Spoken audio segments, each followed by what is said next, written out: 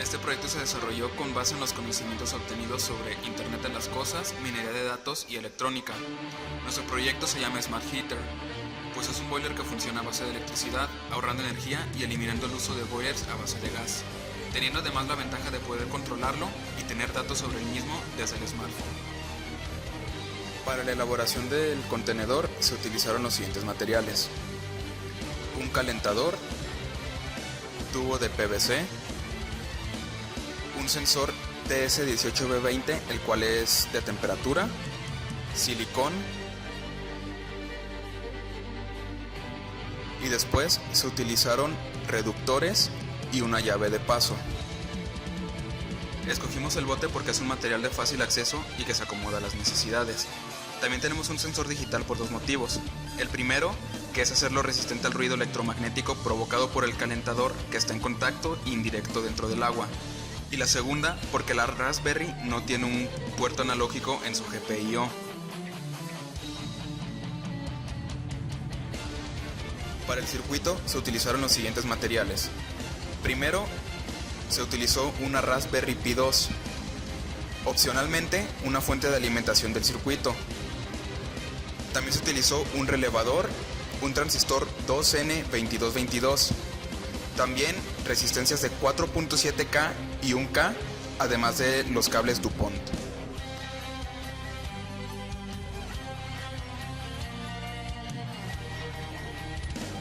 Para la elaboración del boiler, primero se hicieron dos perforaciones en la cubeta. La primera cercana a la base del bote, donde se colocó un reductor para poner el tubo, y la segunda en la parte superior, en el lado contrario al primero, siguiendo la misma dinámica del reductor y el tubo. El agujero inferior sirve para la entrada de agua y el superior para la salida de la misma. A la mitad del bote, entre los dos agujeros, se colocó una tapa de cubeta con unas perforaciones que permitían el paso de agua desde la entrada hasta la salida y viceversa, tomando en cuenta que el agua caliente tiende a subir y la fría a bajar. Además, la tapa fue fijada en esa posición para que se separe el agua fría de la caliente. Para la tapa que sella el boiler se le hicieron dos perforaciones. En uno de ellos sale la alimentación del calentador del agua, permanentemente sumergido, y el otro orificio para el sensor de la temperatura. Ambos orificios se sellaron con plastiloca y silicón para ventanas. Además, a pesar de que la tapa entra a presión, la unión se selló con el silicón para ventanas.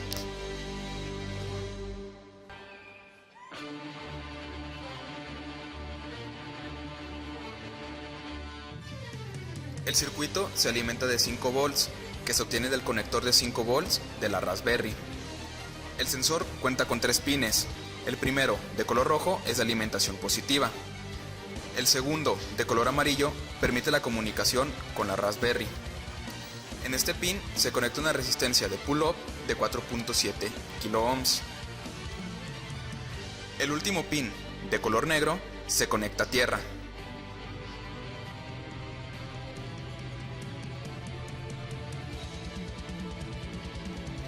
Por otro lado, para controlar la corriente del calentador, se utiliza un relevador estándar de 5 volts, que se conecta mediante un transistor 2N2222 a la Raspberry. Desde este llega una señal a la base del transistor, que permite el paso de corriente entre el colector y el emisor, que en este caso se conecta a tierra.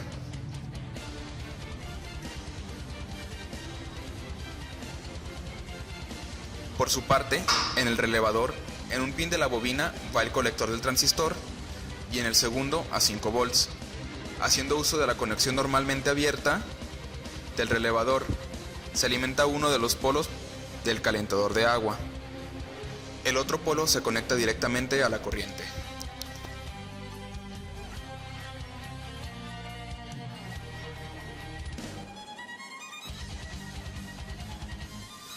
Para la comunicación se utilizó el protocolo MQTT.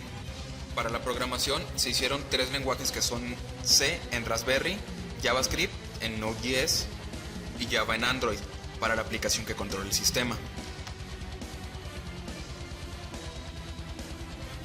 Iniciando con la Raspberry, utilizamos la librería de Mosquito para el uso de MQTT. Se tienen 3 hilos corriendo simultáneamente. El primero es el hilo que arranca la aplicación, que simplemente queda en espera al iniciar el cliente MQTT. El segundo hilo es el encargado de revisar y controlar la temperatura del agua.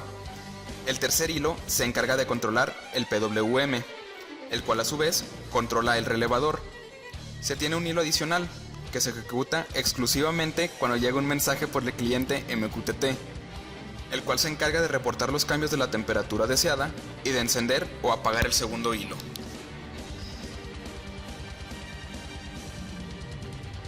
Existen dos modos de uso de la aplicación. La primera es el modo manual, en el que se le envía el comando regadera que inicia la aplicación, seguido del parámetro T minúscula, que indica la temperatura, y un número decimal que indica la temperatura a la que se requiere el agua. En este modo, la aplicación muestra la temperatura actual del agua, junto con la temperatura deseada. El segundo modo es el modo remoto, donde la aplicación se inicia simplemente corriendo el comando regadera sin ningún parámetro extra. En este modo se utiliza el protocolo MQTT para reportar la temperatura y el tiempo del baño al broker. En Java se creó una aplicación de Android que permite comunicarse por MQTT con la regadera. La aplicación tiene un botón de encendido y apagado del calentador, un slide para seleccionar la temperatura deseada, además de un letrero que indica la temperatura actual del agua, un botón para intentar la conexión hacia la regadera y un botón para acceder a la configuración y poder indicar la dirección del broker. Para esta aplicación se utilizó una librería llamada Pajo, que es proporcionada por Eclipse, la cual permite la comunicación por MQTT. Se instaló Node.js con el comando apt-get install Node.js.